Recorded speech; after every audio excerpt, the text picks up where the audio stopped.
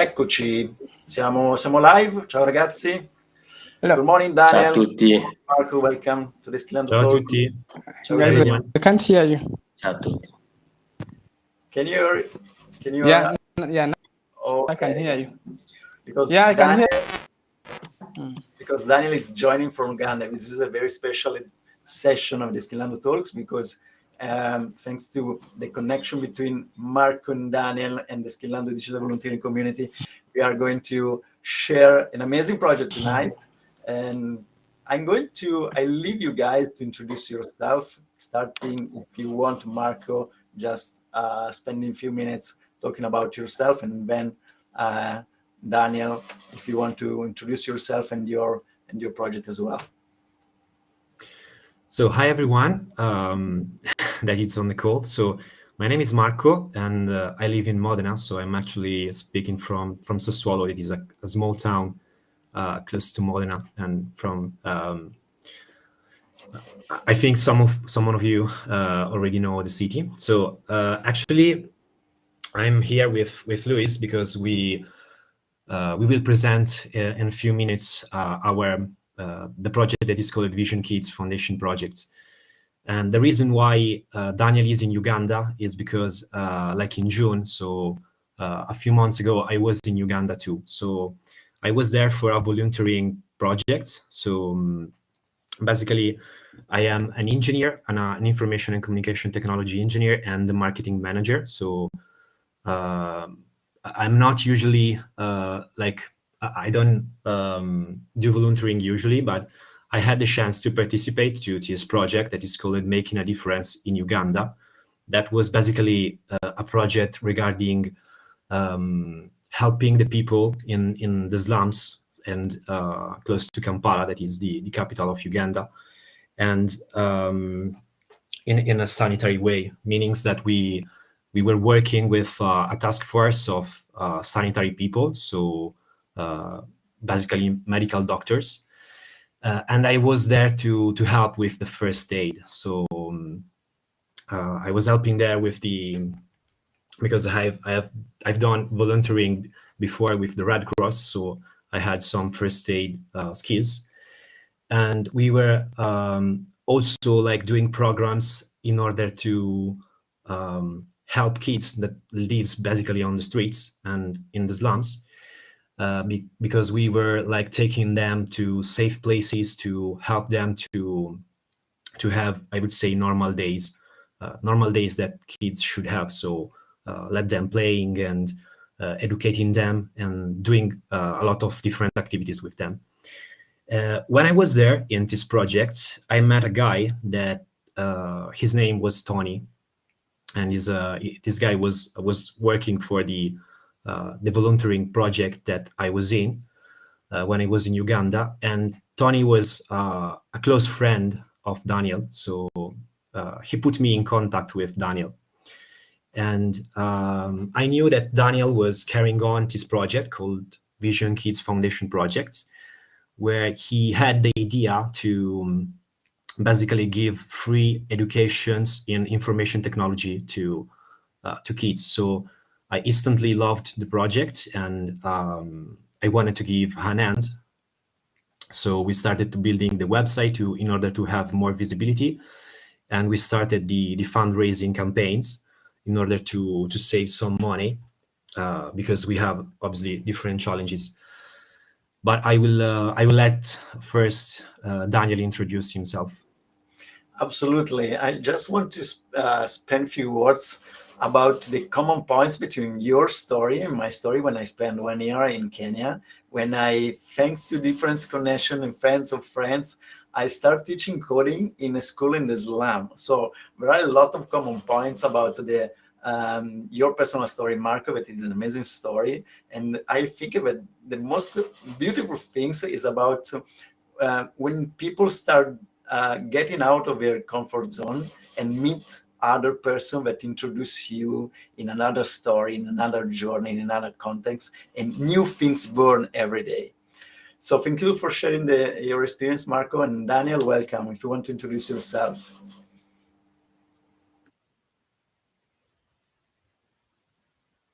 Daniel, probably you have very poor connection in this moment. We can go ahead and do you, Marco, want to spend a few words introducing the Vision Kids Foundation project? Yeah, of course. I will present some slides that we have. So yeah, just a second, I will share my screen. Yeah. So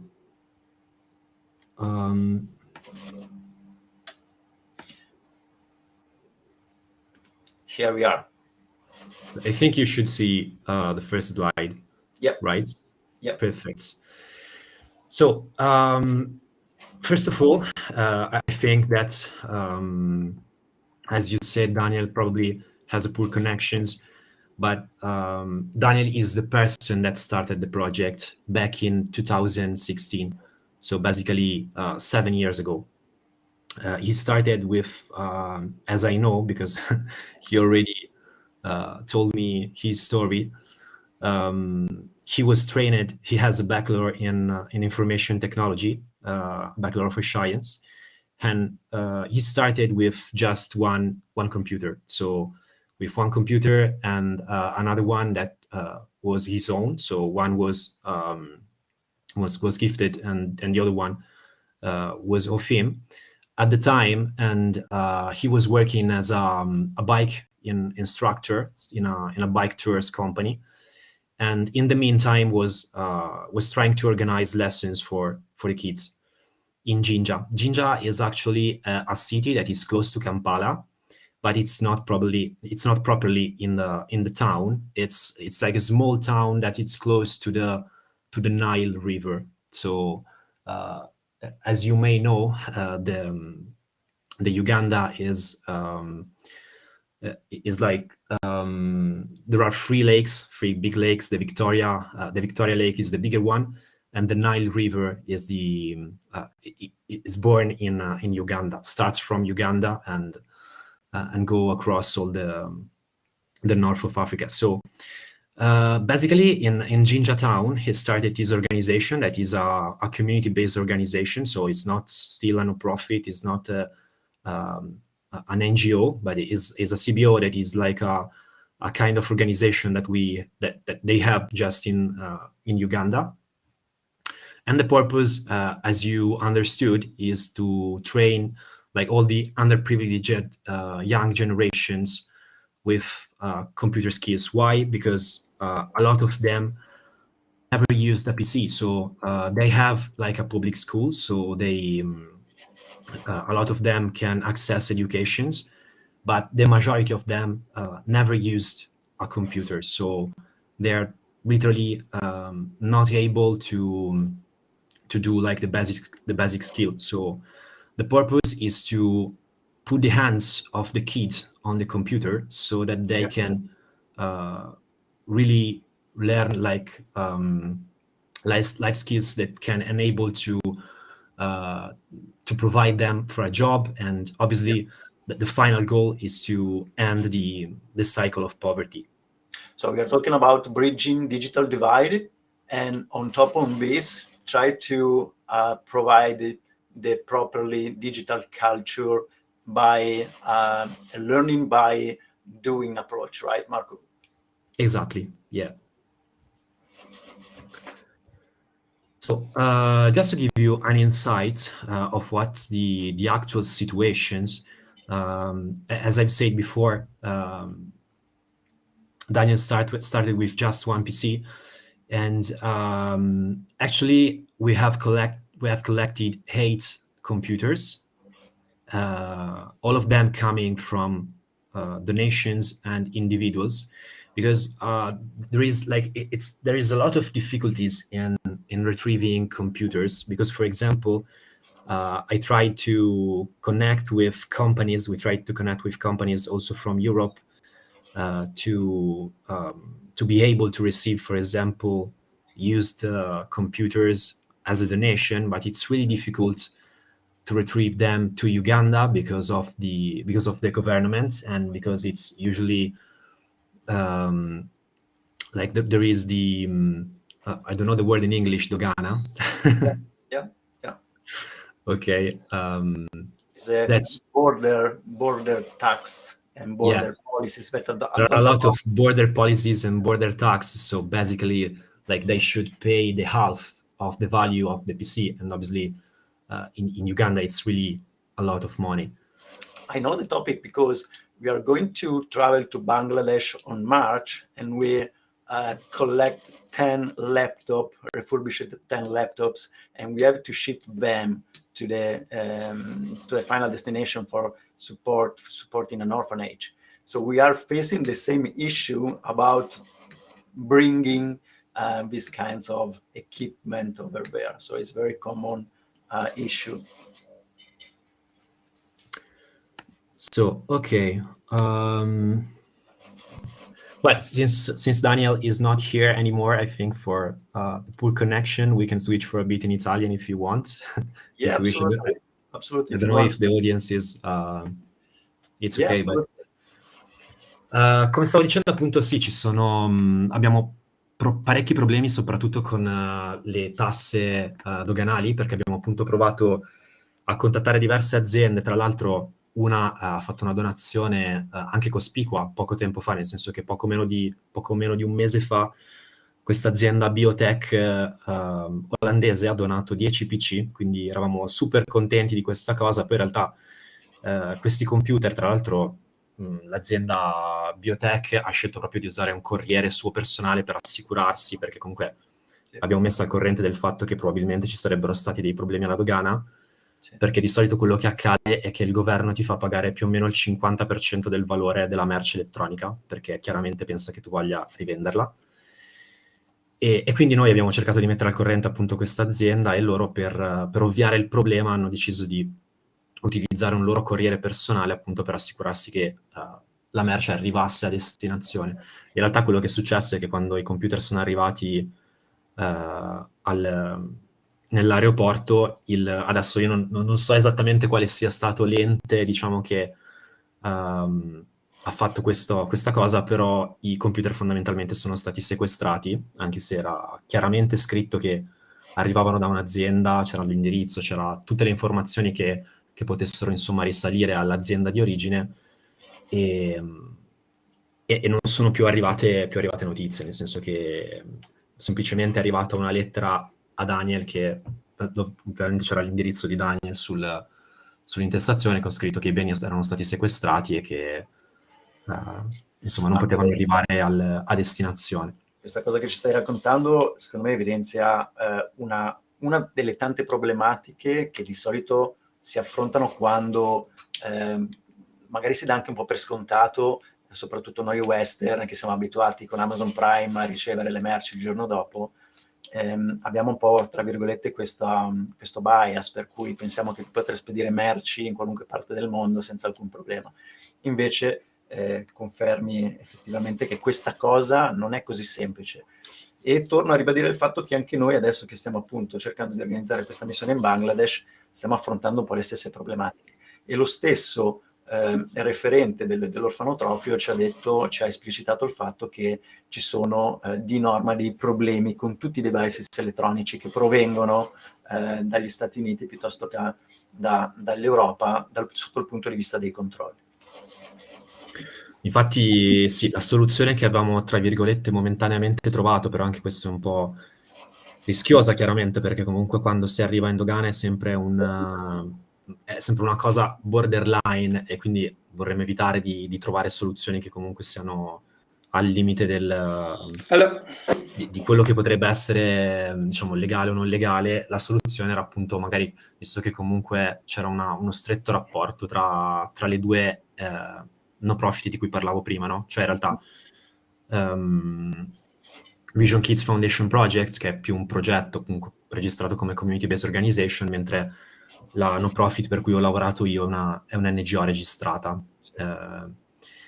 E visto che c'è comunque un rapporto abbastanza stretto, l'idea era di, ok, quando magari dei volontari arrivano, come ad esempio sono arrivato io in Uganda, a Kampala, potremmo raccogliere dei PC, farli portare direttamente nelle borse a loro, però è chiaro che puoi fargli portare uno, massimo 2 PC. Quindi non è semplicissimo questo è uno dei primi challenge, no? Insomma, come riuscire a raccogliere una quantità sufficiente di tecnologia. Perché appunto, come dicevo, abbiamo attualmente 8 computer e la quantità di ragazze che insegniamo sono circa 100, quindi attualmente sono circa 100 studenti che abbiamo raccolto appunto in questa Wakisi Baptist Primary School, che è praticamente la scuola principale di Jinja, il paesino di cui dicevo prima, ai bordi del Nilo. E in questo momento stiamo facendo appunto 2 lezioni settimanali, quindi una il mercoledì, una il venerdì, e poi per chi non riesce ad andare a scuola ne organizziamo anche una fondamentalmente nel weekend, che avviene sia negli uffici, perché abbiamo preso appunto questo ufficio sempre in Jinja, e delle volte invece quando riusciamo anche nella scuola, quando è disponibile. E un altro challenge chiaramente è l'assenza di connessione nelle classi. Come avete potuto notare, purtroppo in generale la connessione in Uganda non è fortissima, e mi dispiace moltissimo che... Adesso vedo che Daniel ha rijoinato, ma non so se per sentirci. He's trying to join in game, but his internet connection is very poor, so probably this text us in private chat. Sorry guys, I cannot hear you, but my front camera is not working. No worries, Daniel. And we are super happy for having you here. So we'll leave the storytelling and the narration to Marco. Okay, so I switch again to English. It's up to you. Anche in italiano se vuoi va benissimo. I just talking for Daniel. Ok, dai, vado avanti un attimo in italiano, poi magari se abbiamo delle domande per Daniel, visto che comunque è la persona che ha portato avanti il progetto per 6 anni, magari dopo switchiamo di nuovo in inglese.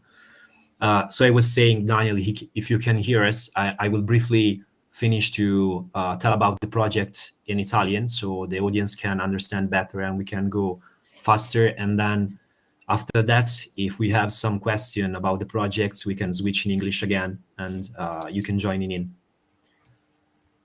If you hear us, please write something in the chat or give us a sign that you understand. I see your camera. Okay. Well, I will go on. Quindi, come stavo dicendo, okay, perfect. You understand. I was saying, again, Daniel, I was telling about the actual situation, so that we have about 100 students from Wakisi Baptist School, and we do bi-weekly school lessons to form 5 and 6 kids that, tell me if I'm wrong, Daniel, but are kids from 10 to 13 years old, quindi dai 10 ai 13 anni, right? Ok. E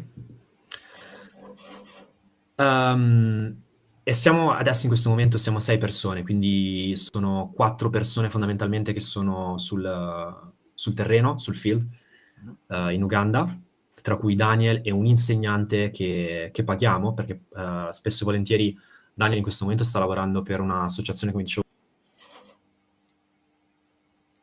prima, di bike tours, quindi abbiamo un insegnante che assumiamo fondamentalmente per fare spesso e volentieri le lezioni quando Daniel non riesce. Più altre 3 persone che ci aiutano un pochino, sia con l'organizzazione, insomma, degli eventi, dei social, e chiaramente sono tutte persone che hanno altri lavori, che fanno questo nel tempo libero. Vado avanti. Avevo una domanda, Marco. I just have a question, Daniel, especially for you, if you can hear me. How do you face the issue about the poor internet connection, or the absence of internet connection? How do you manage? How do you try to solve this issue? Do you hear us, Daniel? Can you understand? Se no, Marco, se ci vuoi dare tu sei tu parte della risposta, non lo so. Ok, allora posso dire che attualmente in realtà è un problema non risolto, nel senso che nelle classi non c'è una connessione internet se non quella fondamentalmente dei telefoni cellulari, quindi quello che si può fare è un hotspot, ma come potete vedere anche Daniel purtroppo ha una connessione che è molto molto low. sarebbe stato in realtà questa è una challenge che, se risolta, secondo me potrebbe migliorare di molto il progetto, nel senso che, ad esempio, permetterebbe il fatto di avere dei remote volunteers, no? Cioè il fatto che magari degli insegnanti o anche persone come me potrebbero fare delle lezioni, tra virgolette, gratuite, e magari migliorare anche il livello di apprendimento. In questo momento quello che avviene è che le lezioni non sono fatte su internet, quindi si parte dai concetti basilari, come banalmente come utilizzare i programmi più base, si parte proprio dalle fondamenta, cioè su come creare cose che per noi sono banalissime, no? Cioè come creare una cartella, una sottocartella, come è strutturato, come funziona un computer, come si usano i tool basilari, no? Dallo scrivere all'usare, fino magari a usare anche Excel, programmi un pochino più avanzati, però si parte proprio veramente dalle basi. E tutte queste lezioni vengono eseguite fondamentalmente offline, quindi è un problema non risolto, per rispondere alla tua domanda. Quando ero a Nairobi avevo conosciuto una startup che stava appunto cercando di risolvere lo stesso identico problema, ovvero l'assenza della connessione internet, della connessione ai dati nei paesi più rurali. Loro cosa avevano fatto? Avevano creato fondamentalmente, avevano scaricato esercizi di matematica, di fisica, avevano scaricato una sorta di Wikipedia, l'avevano caricato su un server locale, proprio fisico, e portavano questo server che poi era collegato via Bluetooth con dei tablet, e quindi permetteva la condivisione di queste informazioni, di queste esercitazioni, agli studenti all'interno delle scuole. Quindi era proprio una sorta di valigia all'interno di questo server, che veniva alimentato oltretutto con dei piccoli pannelli fotovoltaici, e di conseguenza permetteva l'accesso non online, ma permetteva l'accesso a tutte quelle informazioni che effettivamente potevano essere storate, immagazzinate e salvate all'interno di un hard disk fisico. Quindi avevano cercato di ovviare questa soluzione.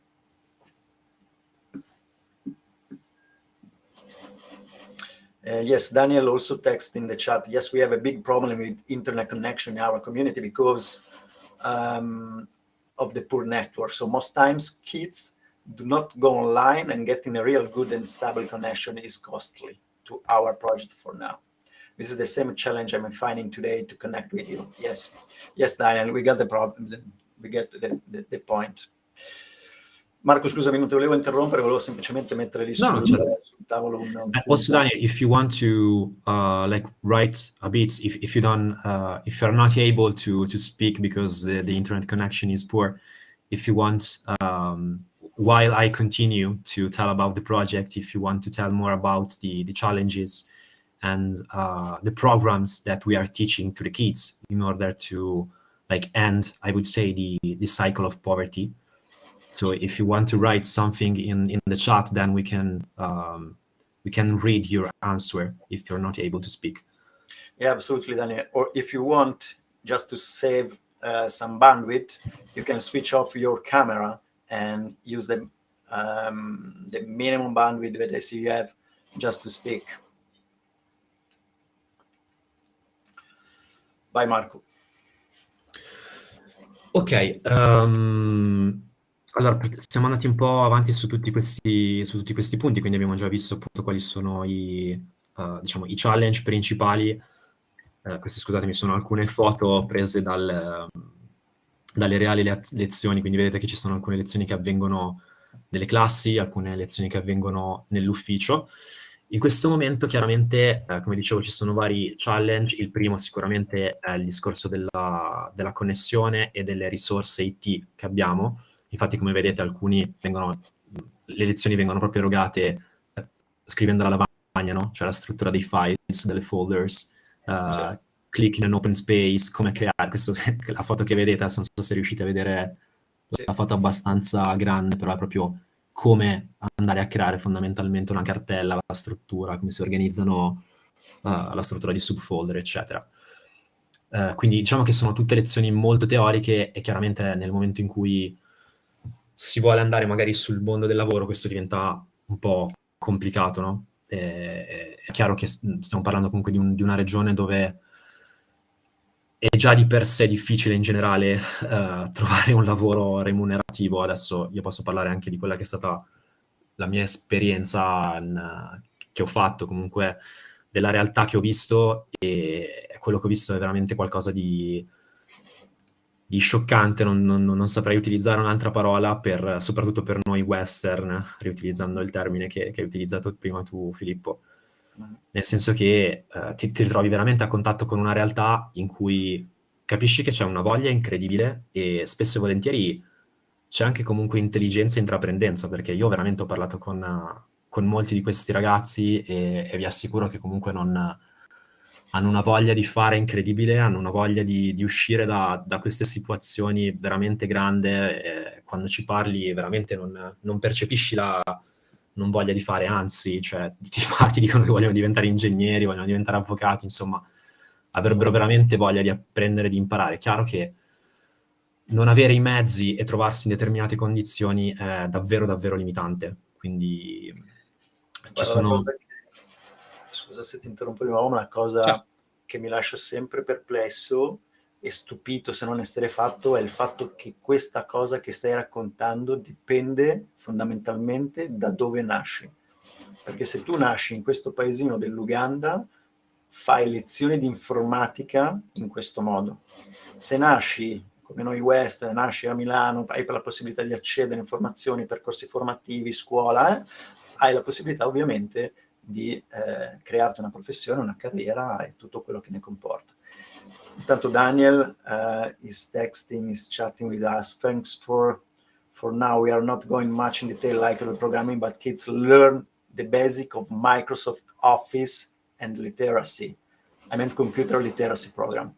So what Daniel is saying is about the minimum level of digital literacy. So we are, as you previously say, you are going to turn to evangelize these kids to the digital, to the informatic, and the approach about these kinds of technologies. Un altro insight che posso darvi è il fatto che, uno, se volete, dei vantaggi dell'Uganda, nonostante... scusate, faccio un passo indietro, perché magari stiamo parlando a persone anche che comunque non conoscono questo tipo di realtà, quindi mi sembra giusto anche dare un pochino di contesto. Nel momento in cui io sono atterrato in Uganda, giusto per darvi un attimo di insights, o meglio, non quando sono atterrato in Uganda, la prima volta che ho messo piede negli slums di Kampala, la cosa che mi ha veramente scioccato, perché questa è la parola più consona, è il fatto che veramente ho visto dei ragazzi davvero piccoli di 8, 9, 10 anni dormire per strada, ma delle comunità di ragazzi, cioè nel senso che erano 20-30 ragazzi alla volta, riuniti magari in un angolo di strada dove si erano fatti una specie di comunità, no? Proprio dove avevano raccolto magari i loro cartoni, i loro pezzi di cartone, dove avevano fatto il loro stenditoio, dove mettevano i panni, quindi erano proprio delle mini comunità di ragazzi di 20-30 bambini, ragazzi, che si raccoglievano a degli angoli delle strade, no? E questo perché spesso e volentieri cosa accade in Uganda? Che ci sono dei piccoli villaggi intorno alla città, sono villaggi fondamentalmente immersi nella natura, quindi immaginatevi proprio la classica foresta dove vedete avocadi, manghi, insomma foreste piene di alberi, e in mezzo ci sono delle casette dove si sviluppa appunto questi villaggi, queste comunità. Quello che accade spesso è che magari i ragazzi sentono parlare di Kampala, perché Kampala ovviamente essendo la capitale è una città, ne sentono parlare come di una città in cui si possono trovare delle opportunità, in cui si può fare del business fondamentalmente. Quindi questi ragazzi magari vanno a Kampala e poi in realtà quello che accade è che non trovano un business, trovano la strada, nel senso che non riescono effettivamente ad avere abbastanza soldi, o magari ci sono dei business ad esempio per cui vengono pagati per raccogliere tappi di plastica delle bottiglie, quindi magari riescono a raccimolare $1 al giorno, però è chiaro che con quel dollaro ci mangiano, sì e no, e non riescono a permettersi istruzione, non riescono a permettersi una casa, non riescono... e il governo chiaramente non li supporta, quindi quello che accade, in realtà per loro fortuna, nel senso che riescono a trovarsi, a raggrupparsi tra di loro e in questo modo riescono a crearsi anche un'autosussistenza, perché chiaramente, cioè, se fossero da soli, un bambino di 8 anni da solo cosa può fare? Poco. Già il fatto di riuscire a raggrupparsi magari in gruppi di 20-30 ragazzi gli permette di creare una comunità che poi gli permette anche di sopravvivere, no? Magari di scambiare cibo, di scambiare insomma assistenza tra di loro.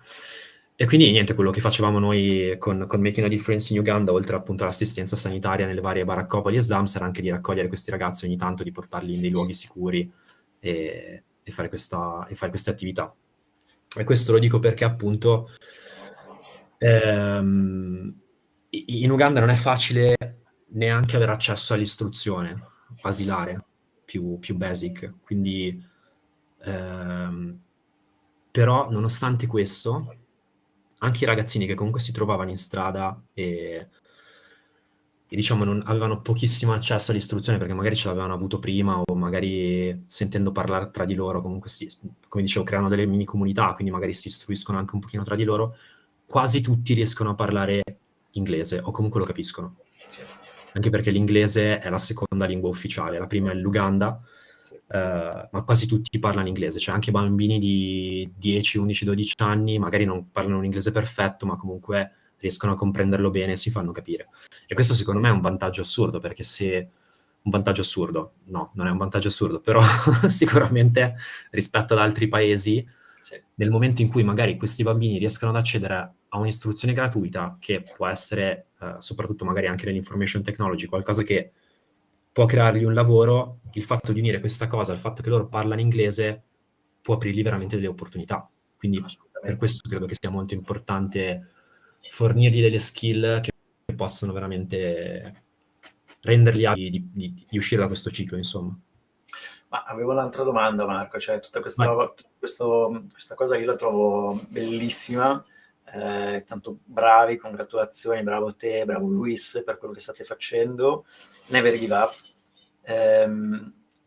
Come, in che modo, cioè possiamo darvi una mano? Perché poi la vera domanda che ho da quando hai iniziato a raccontare questa cosa è questa, cioè nel senso, organizziamo qualcosa insieme, dopo che siamo andati in Bangladesh sarebbe meraviglioso se riuscissimo a venire in Uganda e portare giù altri computer, non so in che modo, ma costruiamo noi le soluzioni ai problemi, perché poi è quello che facciamo noi, e cerchiamo di dare una mano a Daniel. Yes. Allora, direi che sicuramente un primo problema, come dicevo, era quello della connessione internet. Daniel, can you hear us? Are you able to talk? I've seen your screen, but I don't know if you...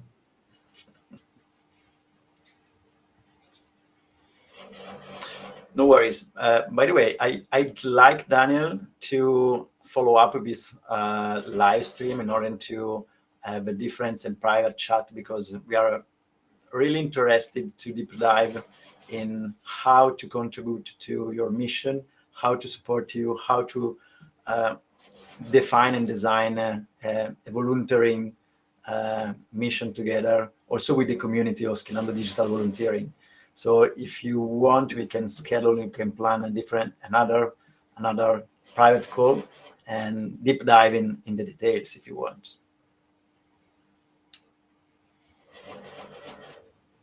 Ok, nel mentre che magari adesso... In the meantime that you... Maybe if you want to write, Daniel, some of the challenges and how do you think Skillano can help us in the chat, we will read the answer later. In the meantime, I will continue in Italian. So, sicuramente il primo challenge è una questione banalmente economica, nel senso che adesso in questo momento, giusto per darvi un'idea, i principali costi sono sicuramente il renting, quindi l'affitto dell'ufficio e delle classi, e come dicevo prima stiamo pagando un teacher, Ali, che ci aiuta con le lesson. Il costo in realtà è abbastanza esiguo, nel senso che stiamo parlando di una 70 di euro al mese tra tutti i vari costi, quindi per adesso diciamo che riusciamo a smezzandoceli nel vario team, sono una decina di euro a testa, insomma è una cosa che è fattibile. Chiaro che nel lungo termine vorremmo rendere questa cosa un pochino più autonoma, no? Cioè non semplicemente autofinanziata dai membri, ma qualcosa che riesca a supportarsi da solo. Quindi Sicuramente avere delle skill che possano utilizzare anche loro direttamente sul campo di fundraising, questo potrebbe essere sicuramente un primo atto risolutivo. Assolutamente. La seconda soluzione che avevamo pensato, il secondo challenge, chiaramente quello di capire come riuscire a portare dei PC quello penso che in realtà purtroppo sia lo scoglio più grosso, perché è una cosa su cui ti puoi scervellare tantissimo, però quando hai veramente i governi che ti remano contro è qualcosa di complicato da risolvere. Poi io sono convinto che una soluzione si trovi sempre, però è chiaro che non è facile. Sarebbe stupendo continuare questa conversazione e provare a costruirci sopra delle soluzioni, magari anche con Eugenio e con gli altri ragazzi della community che magari guarderanno questa live e vorranno magari aderire a questa iniziativa. Sì, super volentieri. Infatti, l'obiettivo penso anche di questa live, no, è magari a qualcuno che ha l'idea geniale o magari ha già affrontato una situazione del genere e potrebbe avere già la soluzione in tasca. Assolutamente. Vai, scusami. No, finisci Marco, prego. No, l'ultimo insight, come dicevo all'inizio, Luis, che è appunto il fondatore, Daniel Luis ha 2 nomi, ogni tanto lo chiamo Luis, ogni tanto lo chiamo Daniel per chi sta ascoltando, e Tony, che è il ragazzo che poi mi ha messo in contatto con Daniel, sono entrambi avvezzi a fare mountain biking, e qui so che tra l'altro tocco un altro punto in comune con te, Filippo. Hello. Finally, Daniel. Yeah. Okay, I was going through the... Yeah, it was a struggle to connect back. Yeah. Yeah. So I was telling a little bit about the challenges and how Skillando or the community can help us. So the first problem that I was talking about is obviously the technology and the connection. So finding a way to bringing internet connection could be a big improvement of the project. And another big challenge is how to bring computers in Uganda, right? Yeah. Because you can explain maybe better the problem with the bringing of the computer in Uganda, because it's difficult because of the government. I can talk about that. So actually we have a very big challenge with importing in second-hand laptops to Uganda.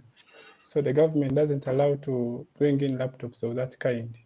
So normally what we do, we always try to identify people who are traveling to Uganda as tourists, and they're interested in carrying like either 1 or 2 laptops each, So in that case, the government can't stop the person from carrying the laptop because they believe that it's for personal use. And also the government believes that if you import in second-hand laptops, either they are meant for sale or they don't allow to sell like second-hand electronics in Uganda. That's why they don't allow to bring in such stuff. Because, for example, recently we had a donation of around 10 laptops, but they were confiscated at the border. So it's not possible. So that's the only way we can try to find second-hand laptops. But the last option is to get like brand new, and of which they are very costly, We can't afford that at the moment. So that's the challenge. It's a big challenge. We have to face it and to solve it in some way. So let's get in touch and have another talk about it. Yeah. Yeah. Another idea, as I was saying before about the biking, as maybe you can explain better after that, Daniel, is that both Daniel and Tony are like biking guides, right? You organize bike tours. So the idea was like to organize bike tours in order to raise some money. The challenge right now is that we should like at least like collect the money to buy at least, I would say, 2 bikes in order to organize the bike tours. So again, we get back to the challenge of the fundraising. So fundraising is the core Big issues. Yeah, maybe I talk about that a little bit, yeah? So we have a very big challenge of actually the funding. As Marco talked about it, so it's really a challenge because most times you have to pay off the teacher, you have to pay the rent, paying electricity bills, and also sometimes even the taxes which are incur, and even the scholastic materials, because most students also they come to study when they don't have pens, doing the printing of the papers that they have to do, like some coursework. So it's a little bit of challenge. But I and Tony, for me right now, I'm working with a tour company. So we organize bike tours and rentals around Uganda. And I've worked with Tony also before for some good time. But the only thing that we can do, which I feel is more of a passion, is cycling, because I like cycling a lot, and I really feel that it's one of the things that we can do. So we're planning to organize bike tours in and out of Jinja. I told you Jinja is based in the eastern side of Uganda, where everyone who must come to Uganda must visit Jinja. If you're to Uganda, then you don't visit Jinja, you've not been to Uganda. So everyone comes to Jinja to see the beauty of Jinja. We have a lot of waterfalls. You can do zip lining, you can do the hiking, the rafting, I love it. you can go bungee. So everything activities in Jinja. That's why everyone wants to come to Jinja. I want to join. We plan. Sorry? I want to join. Tomorrow You should. I bring my bicycle in Uganda and Yeah. Yeah, exactly. So we're planning to organize like day tours and multi-day tours around Jinja and Uganda as a whole, because we've got a lot of very, really nice trails around Uganda. And the clients will get this interest when they come this side. So we can organize tours ranging from around $25 and beyond. And this is the only way we can try to raise more funds, to support Vision Kids Foundation project. Yeah, and also sometimes we're also thinking of like maybe you talked of Filippo, you talked about that you rode from, is it from Italy to Asia, something like that? Yeah. Yeah, there are two crazy guys, and there is a Netflix documentary, and these guys start cycling from Berlin, if I remember well, and in order to reach out, I don't know, Hong Kong probably. Yeah. And during the journey, they start a fundraising campaign in order to build a school in South America. So every day they post pictures and contents and on Instagram and their social network in order to push people to give money, donate money during the journey, during the travel. And they finally realize they collect all the money to build the school in South America. Yeah, that's the idea. Yeah, because I was planning, because bicycles it's really a big challenge here, because most people, they rent bikes at a really high price. And we looked out that it's better to have our own bicycles. For a start, we could have like 2 bicycles or 3, or even 5, it's a quite good number, but it's very costly. So we're trying to find means of raising money, at least to raise the first 2 bicycles for a start. So if there's a tour, of course, I can go on a tour with 1 bike and maybe with 1 client, then you can do some savings, then you get money for the other bikes as time goes on. And also, I know of another organization whereby these guys are based in Belgium, and for them, they always try to organize a group of people from their country. They come to Uganda, then they cycle like for 10 days around Uganda. And in this case, they're always trying to raise money to support like given charities. So it's like you're getting fun, you're enjoying, and at the same time, you're also trying to develop the community at the same time. So we're also trying to think maybe, if possible, we can try to look for people either in Italy, less around Europe, We find people who have their own bicycles. They have their own bicycles, and they don't need the bike so much. Because I know maybe you guys, you find someone having like 2 bikes, at home, mountain bikes and road bikes. So if someone has a second-hand mountain bike, which he or she can ride, and is willing to import it to Uganda, then I, with my team, organize a trip for them, like for 5 days or 10 days around Uganda. So it's even more cheaper, So you're getting fun at the same time. So at the end of the day, we have the bikes, because I think you're not waiting either to go back with the bicycles. And at that case, we're not spending much also to buy the extra bikes. So that's what I think. Maybe if you can try to look into that, sounds like a plan for me. Amazing project, Daniel. And our time is going to end. I'm so sorry, but we have tried to maintain our talks in 45 minutes. But I like, and Eugenio probably would love to follow up on this talk. I'd like to schedule a new meeting in order to discuss our next steps. How can we help you? How can we support you after the mission we are going to deliver in March in Bangladesh? So thank you very much, guys. Thank you, Marco. Thank you, Daniel, to join this talks. And thanks, Eugenio, to be here and to manage the Skillando talks as usually. Grazie a voi. Thank you so much. Thank you very much for the opportunity. Thanks so much. Grazie a tutti.